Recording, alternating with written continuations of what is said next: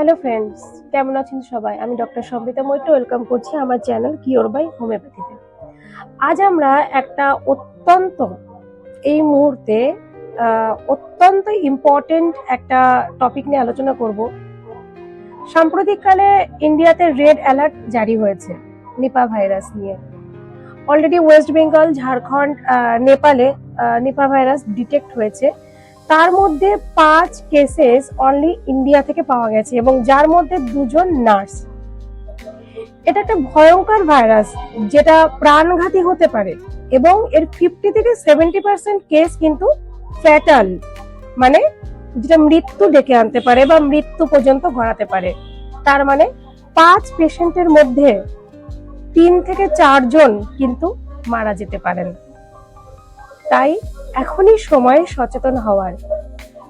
আজকে আমাদের আলোচ্য বিষয় নিপা ভাইরাস কি, এর লক্ষণ কি কি, হোমিওপ্যাথিতে এর প্রিভেন্টিভ বা কিউরেটিভ কোনো মেডিসিন আছে কিনা সেই সম্পর্কে জানবো আমরা।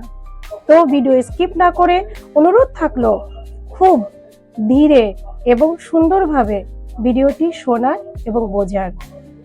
তো চলুন শুরু করা যাক। ফ্রেন্ডস, নিপা ভাইরাস হচ্ছে একটি জুনোটিক ভাইরাস যা প্রাণীর মাধ্যমে মানুষের শরীরে ছড়ায়। এবার এটা বেসিক্যালি সাধারণত সংক্রামিত ফল, সংক্রামিত পশু বা সংক্রামিত ব্যক্তির সংস্পর্শে আসলে পরে মানুষের শরীরে একজনের থেকে আরেকজনের শরীরে ছড়ায় এবং এটি খুবই দ্রুতভাবে কিন্তু প্রাণঘাতী হয়ে উঠতে পারে। প্রধানত প্রথম দিকে যে যে লক্ষণগুলো দেখা যায় সেগুলো কিন্তু সাধারণ জ্বরের মতন, যেমন কি মাথা ব্যথা, গলা ব্যথা, বমি বমি ভাব, গায়ে হঠাৎ করে জ্বর আসা, সাধারণ সর্দি কাশি, এবং যখন এটা আরো অ্যাডভান্স স্টেজে চলে যায় তখন কিন্তু দম নিতে কষ্ট বা শ্বাসকষ্ট, মস্তিষ্ক ফোলা বা যাকে আমরা এনকেফালাইটিস বলি, এবং যদি আরো অ্যাডভান্স স্টেজে চলে যায় মানুষ কিন্তু সেই ক্ষেত্রে সংক্রামিত ব্যক্তি কিন্তু কোমায় পর্যন্ত চলে যেতে পারে। তাই সময় মতো লক্ষণ শনাক্ত করা খুবই জরুরি। এবারে আমরা জানবো যে নিপা ভাইরাস কতটা ভয়ঙ্কর। আমি প্রথমেই বলেছি যে নিপা ভাইরাস কিন্তু বেশ প্রাণঘাতী। ওয়ার্ল্ড হেলথ অর্গানাইজেশনের তথ্য অনুযায়ী নিপা ভাইরাস সাধারণত সাপোর্টিভ কেয়ারের উপরেই নির্ভরশীল। এই ভাইরাস থেকে বাঁচতে আমাদের সাপোর্টিভ কেয়ার নেওয়াটা অতি আবশ্যক,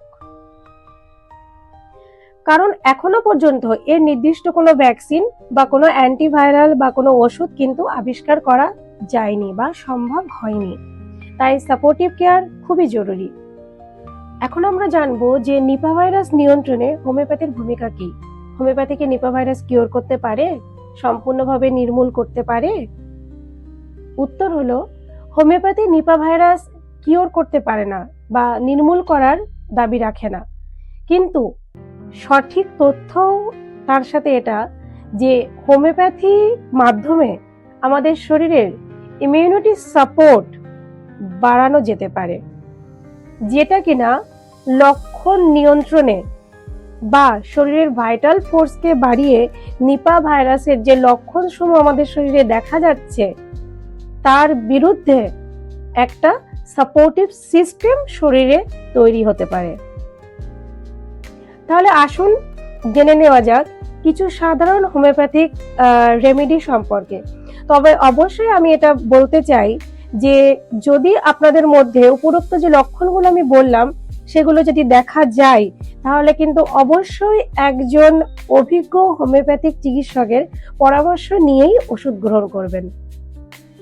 তাই অবশ্যই মনে রাখবেন, সঠিক ওষুধ রোগের লক্ষণের উপর নির্ভর করে, ঔষধের নামের উপর নয়।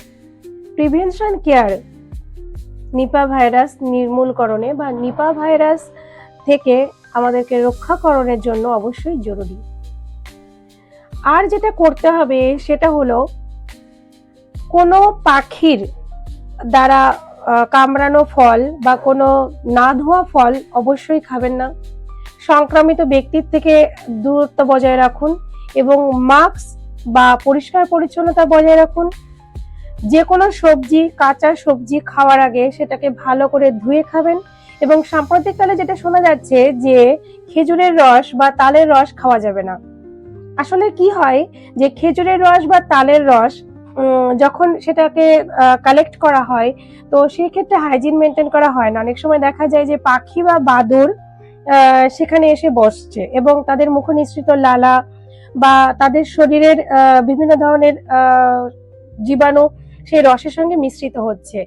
তাই আপাতত খেজুরের রস বা তালের রস খাওয়া থেকে বিরত থাকুন, শূকরের মাংস খাওয়া থেকে বিরত থাকুন এবং কাঁচা সবজি খাওয়ার আগে অবশ্যই সেটাকে ভালোভাবে ধুয়ে খান এবং জ্বর হলে নিকটস্থ ডক্টরের পরামর্শ নিন। মনে রাখবেন, নিপা ভাইরাসের ক্ষেত্রে হসপিটাল কেয়ার এবং সরকারি যে নির্দেশিকা সমূহ জারি করা হয়েছে সেগুলো কিন্তু অনুসরণ করা অবশ্যই দরকার। আশা করি আজকের ভিডিও আপনাদের ভালো লেগেছে। ভিডিওটি অনেক অনেক করে শেয়ার করুন সচেতনতা বাড়ানোর জন্য এবং অবশ্যই আমাদের Facebook page cure by homeopathy follow করুন এবং আমাদের YouTube channel cure by homeopathy subscribe করে দেবেন। যদি কোনো কমেন্টসে কিছু জিজ্ঞাসা করার থাকে তাহলে অবশ্যই সেটা কমেন্টস করে আমাকে জিজ্ঞাসা করুন, আমি চেষ্টা করব সবকিছুর উত্তর দেওয়ার। ভালো থাকবেন, সুস্থ থাকবেন, stay happy, stay healthy. Thank you.